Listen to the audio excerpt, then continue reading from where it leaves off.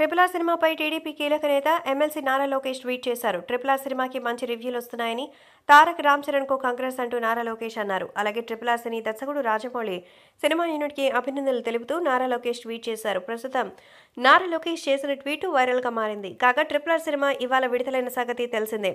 Premier షోస్తో నిన్న రాత్రి నుంచే తెలుగు రాష్ట్రాలతో పాటు ప్రపంచవ్యాప్తంగా ట్రిపుల్ ఆర్ సినిమా మేనియా అనేది నడుస్తోంది. మెగా నందమూరి అభిమానుల్లో ట్రిపుల్ ఆర్ సినిమాతో పండగ వాతావరణం నెలకొంది. దాదాపు వారం రోజుల టికెట్లు ఇప్పటికే బుక్ అయిపోయాయి. ఇక ఇవాళ ఒక్కరోజే 40 కోట్ల కలెక్షన్స్ ని ట్రిపుల్ ఆర్ రాబట్టే ఛాన్స్ ఉంది. మొత్తానికి ఈ సినిమాకు పెట్టిన బడ్జెట్ కి 300 వచ్చేటట్టు టాక్ అయితే వినిపిస్తోంది. సో ట్రిపుల్ ఆర్ మూవీలో రెచ్చిపోయినటువంటి తారక్ అలాగే చరణ్ నటన చూసి వావ్ అంటున్నారు.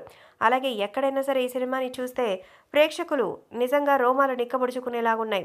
ఎన్టీఆర్ ఎలా యాక్ట్ చేయగలడో తెలుసు, కానీ చరణ్లోని ఎన్నో యాంగిల్స్ మరి ఈ సినిమాలో కనిపిస్తాయని మరికొందరు తెలుపుతూ ఉన్నారు.